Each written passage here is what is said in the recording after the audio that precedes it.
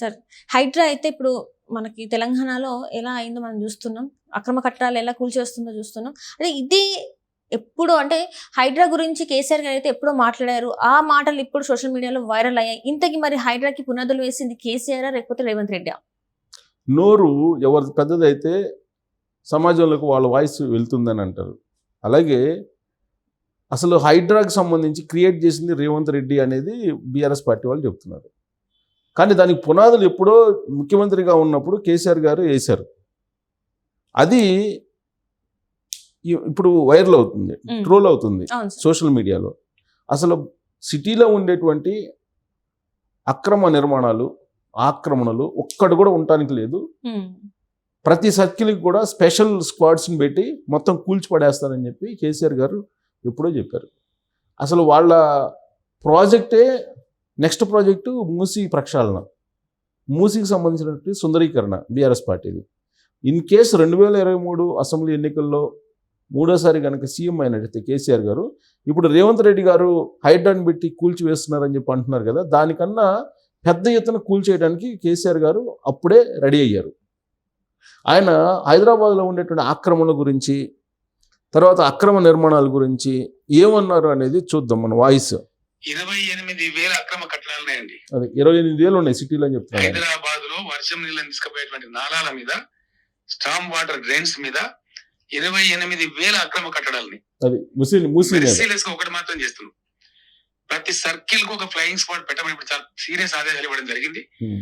హైదరాబాద్ లో అక్రమ కట్టడం కడితే నిర్దాక్షిణ్యంగా కూల్చివేస్తాం.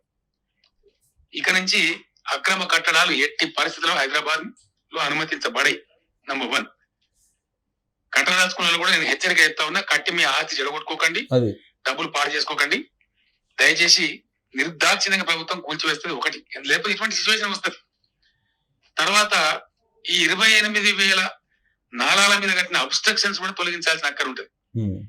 మీడియాతో నా ప్రార్థన, దయచేసి మీరు ఇప్పుడు ఎట్లయితే రిపోర్ట్ చేసిన సమస్యను ఇవి కూల్చేటప్పుడు కూడా మీరు పాజిటివ్ ధోరణితో కరెక్ట్ గా కూలుస్తున్న ప్రభుత్వం సపోర్ట్ చేయాలి. అది ధర్మం. ఎందుకంటే మరి సమస్య పోవాలి కదా. 28 అంటే కూల్చేదానికి మీడియా కూడా కోఆపరేట్ చేయాలి. 28,000 అక్రమ నిర్మాణాలు ఉన్నాయి నాలాల మీద, మూసీ మీద కానీ ఇంకా ఇతరత్ర మీద కానీ. వాటిని నిర్దాక్షిణ్యంగా, మెర్సిలెస్గా, అంటే మానవత్వం కోణం నుంచి కూడా ఆలోచించకుండా కూల్చిపడేస్తాం, మేము సర్కిల్కి ఒక స్క్వాడ్ని పెట్టేసి కూల్చేస్తాం అని చెప్పి ఆయన చెప్పింది. ఎప్పుడు తెలుసా? 2022లో చెప్పాడు ఆయన. 2022లో చెప్పాడు, నిర్దాక్షిణ్యంగా మేము కూల్చేస్తాం, లేదంటే హైదరాబాద్ మునిగిపోతుంది వర్షాలు వస్తే అని చెప్పి కేసీఆర్ గారు చెప్పినటువంటి మాట. మరి రేవంత్ రెడ్డి మీద కేటీఆర్ ఏమంటున్నాడు? ఇది కూల్చేసే ప్రభుత్వం మాది, నిర్మించే ప్రభుత్వం అని చెప్పేసి అక్కడ పోయి ఆక్రమణదారుని రెచ్చగొట్టి సోషల్ మీడియాలో, ఆయన సొంత సోషల్ మీడియా, ఆయన సొంత మీడియాలో ఏ విధంగా రెచ్చగొడుతున్నారు ప్రజల్ని. మరి కేసీఆర్ ఏం చెప్పాడు అంటే, కేసీఆర్ చెప్తున్న దానికి కేటీఆర్ గారు చెప్తున్న దానికి మధ్యలో పొంతనే లేదు, వైరుధ్యంగా వీళ్ళిద్దరు చెప్తున్నారు. కేసీఆర్ గారు ఏం చెప్తున్నారు? అక్రమ నిర్మాణాలు కూల్చివేయాల్సిందే, నిర్దాక్షిణ్యంగా కూల్చేయాల్సిందే, మీరు కట్టుకున్నా కానీ మీరు ఆస్తులు ఎప్పటికైనా కోల్పోతారని ఆయన చెప్తున్నాడు. ఆయన స్టాండ్ కదా, ఆయన పార్టీ చీఫ్, ఆయన బీఆర్ఎస్ పార్టీ చీఫ్, ఆ రోజు ముఖ్యమంత్రిగా ఉన్నారు. ఆయన క్లియర్ కట్గా చెప్పారు ఆ పార్టీ యొక్క స్టాండ్ ఏంటి, ఆయన స్టాండ్ ఏంటి. అక్రమ నిర్మాణాలు కూల్చివేస్తాం. 28,000 చెప్తున్నారు. ఇప్పుడు రేవంత్ రెడ్డి గారు ప్రభుత్వం సర్వే చేసి 20,000 అక్రమ నిర్మాణాలని ఐడెంటిఫై చేసింది. మరి ఆయన కానీ ఎక్కువగా 8,000 ఐడెంటిఫై చేశారు వాళ్ళు అప్పుడు చేసినటువంటి సర్వేలో. 28,000 ఇల్లు అక్రమ నిర్మాణాలు ఉన్నాయని చెప్పేసి ఆయన దగ్గర సర్వే రిపోర్ట్ ఉంది, కేసీఆర్ గారి దగ్గర. ఇప్పుడు రేవంత్ రెడ్డి గారు ఇంకా 8,000 ఇల్లు తగ్గించాడు. మరి ఎందుకు, ఏ పార్టీ స్టాండ్ ఏంటి అనేది అర్థమవుతుంది కదా. ఇప్పుడు మూసీ ప్రక్షాళన, మూసీ సుందరీకరణ అనేటువంటి ప్రాజెక్టు ఒక ప్రతిష్టాత్మకమైనటువంటి ప్రాజెక్టు. దీన్ని అడ్డుకునేటువంటి ప్రయత్నం బీఆర్ఎస్ పార్టీ ఇప్పుడు అధికారం కోల్పోయిన తర్వాత, ప్రతిపక్షంలో ఉన్న తర్వాత ఇప్పుడు ఎందుకు చేస్తుంది? అధికారంలో ఉన్నప్పుడు మూసీ ప్రక్షాళన, మూసీ సుందరీకరణ ప్రాజెక్టుని చేపట్టారా లేదా? వాళ్ళు ఆ ప్రాజెక్టుకు సంబంధించి వాళ్ళు పునాదులు వేశారా లేదా? మరి ఇప్పుడు ఎందుకు వ్యతిరేకిస్తున్నారు అంటే, ప్రతిపక్షంలో ఉన్నప్పుడు ఒకటి, అధికారంలో ఉన్నప్పుడు మరొకట. కేసీఆర్ గారి అభిప్రాయం ఒకటైతే కేటీఆర్ గారి అభిప్రాయం మరొకటి ఉంటుందా? అదేవిధంగా ఇప్పుడున్నటువంటి ముఖ్యమంత్రి గారు రేవంత్ రెడ్డి గారు గతంలో అదే ఆక్రమణ గురించి అక్రమ నిర్మాణాల గురించి మాట్లాడారు. ఏం మాట్లాడారంటే పునరావాసం కల్పించి మేము అక్రమ నిర్మాణాలని తీసేస్తామని చెప్పారు. ఎవరైతే అక్రమంగా నిర్మించారో లేదా అనాదిగా ఉంటున్నారో 30-40 సంవత్సరాల నుంచి ఉంటున్నారో నాలాల మీద లేదంటే ప్రభుత్వ భూముల్లో వాళ్ళకి ప్రత్యామ్నాయ మార్గాలు చూపించిన తర్వాత మాత్రమే మేము వాటిని తొలగిస్తాము అని చెప్పారు. ఇప్పుడు డబుల్ బెడ్రూమ్ హౌసెస్తో పాటు అవసరమైతే వాళ్ళకి భూమి ఇచ్చి వాళ్ళని తరలిస్తాము వాళ్ళ అంగీకారం మేరకు అని చెప్పేసి మొన్న జరిగినటువంటి డిజిటల్ హెల్త్ కార్డు ఇష్యూ కార్యక్రమంలో ఆయన అనౌన్స్ చేశారు. అందరితో మాట్లాడి వాళ్ళ అంగీకారం మేరకే మూసి సుందరీకరణ మూసి ప్రక్షాళన జరుగుతుంది అని చెప్పి ఆయన చెప్తున్నారు. దీని మీద రాద్ధాంతం చేస్తూ తెలంగాణని దోచేసినటువంటి 10 సంవత్సరాల పాటు కల్వకుంట్ల ఫ్యామిలీ మీద ఆరోపణలు ఉన్నాయి కదా. రేవంత్ రెడ్డి గారే చెప్తున్నారు కదా 1,00,000 కోట్లకు దోషేశారని.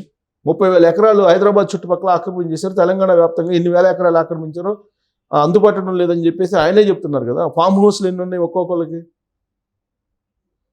ఒకవైపు పేదలు వైపు నిలబడుతున్నాము అని చెప్తూనే మరోవైపు రేవంత్ రెడ్డి ప్రభుత్వాన్ని బద్నామం చేస్తూ ప్రభుత్వాన్ని పడగొట్టి రాజకీయపరమైన అనిశ్చితిని క్రియేట్ చేసేటువంటి ప్రయత్నం తెలంగాణలో జరుగుతుంది. దానికి కేటీఆర్ గారు తన నోరుని పెద్ద చేసుకున్నారనేది కాంగ్రెస్ పార్టీ చెప్తోంది. కానీ కాంగ్రెస్ పార్టీ ఏం చెప్తుంది?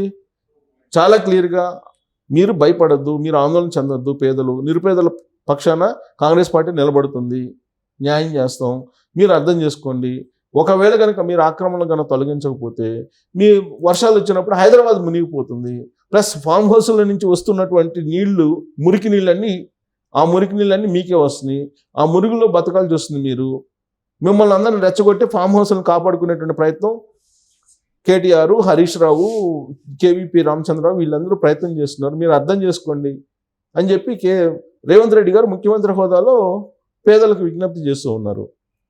అసలు దీని మూలాల్లోకి వెళ్తే దీన్ని తయారు చేసిందే, దీన్ని క్రియేట్ చేసింది, దీనికి ఆద్యం పోసింది కేసీఆర్ గారు, కల్వకుంట్ల ఫ్యామిలీ.